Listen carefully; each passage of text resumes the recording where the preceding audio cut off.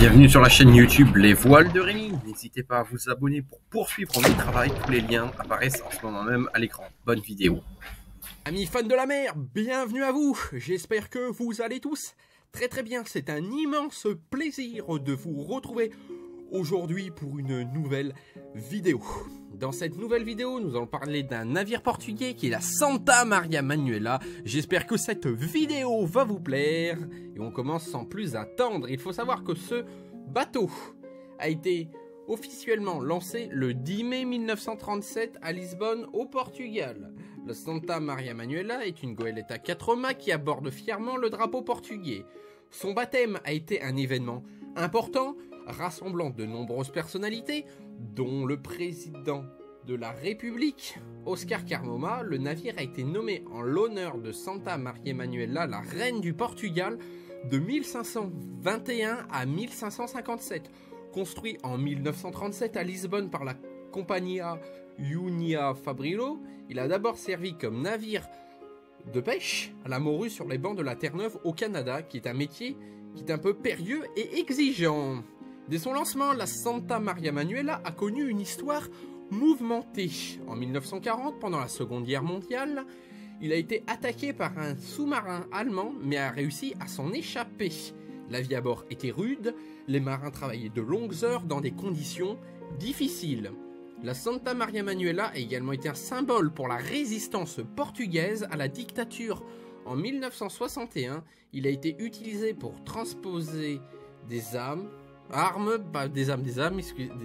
excusez-moi, et des munitions pour les partisans du mouvement indépendantiste angolais. Depuis sa transformation, la Santa Maria Manuela a parcouru le monde, participant à de nombreux événements maritimes représentant le Portugal à l'étranger. Il a également accueilli à bord des milliers de jeunes pour des croisières d'instruction, leur transmettant les valeurs de la marine portugaise et leur amour de la mer. La Santa Maria Manuela est un véritable patrimoine. Il a été classé monument d'intérêt public et représente un symbole important de l'histoire maritime du Portugal. Son histoire et sa beauté en font un navire unique et précieux qui contribuera à inspirer les générations futures. Il faut savoir que ça a été le premier navire portugais à franchir le Cap Horn après la Seconde Guerre mondiale. En 1998, il a participé à la Tall Ship Wakes, qui est une course transatlantique pour les grands voiliers. En 2000, il a été l'un des navires participants à l'exposition 2000 à Lisbonne. Pendant plus de 25 ans, la Santa Maria Manuela a navigué sur les mers du Nord, affrontant les tempêtes et ramenant des cargaisons précieuses. Il faisait partie d'une flotte de navires morutiers portugais et connu sous le nom de flotte blanche, qui jouait un rôle crucial dans l'économie et l'alimentation du Portugal. En 1993, après sa retraite de la pêche, la Santa Maria Manuela a été sauvée de la démolition et a été transformée en navire-école. Il appartient désormais à l'État portugais et est géré par la marine portugaise. Sa mission est de perpétuer les traditions maritimes du pays, de former de jeunes marins et de sensibiliser le public à l'importance de la mer. La Santa Maria Manuela est un symbole de la culture portugaise. Son histoire, sa beauté et son importance dans la formation de nouvelles générations en font un navire unique et précieux. Quelques caractéristiques au niveau de ses dimensions. Il a une longueur de 67 mètres, une largeur de 9,9 mètres, un tirant d'eau de 4,7 mètres, une voilure de 1130 mètres carrés. Il a 4 mâts-barques, un moteur de 400 chevaux, un équipage de 22 personnes. Au niveau de ses caractéristiques de construction, il était construit dans un acier robuste pour résister à la corrosion. Sa coque est peinte en noir et blanc avec des lignes rouges distinctives sur la coque. Il possède 4 mâts, 11 voiles, qui lui permettent d'atteindre une vitesse de croisière de 12 nœuds.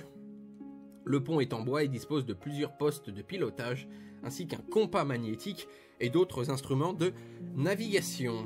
Le navire dispose de plusieurs cabines pour l'équipage et les stagiaires, ainsi que d'une cuisine, d'une salle à manger et d'un espace de vie commun. La vie à bord du Santa Maria Manuela est rythmée par les quarts de travail, les repas et les activités de formation. Les stagiaires naviguent et apprennent à entretenir ce navire. Ils participent également aux tâches quotidiennes comme la cuisine, le nettoyage ou encore la surveillance. L'ambiance à bord est conviviale et la solidarité est si souvent des relations importantes. J'espère en tout cas que cette vidéo vous aura plu. N'hésitez pas à vous liker, vous abonner, partager cette vidéo autour de vous. Et n'hésitez pas à regarder mes anciennes vidéos. Tout est disponible sur ma chaîne YouTube. C'était Rémi pour les chaînes Voile de Voilier. Et on se dit à très bientôt pour de nouvelles aventures.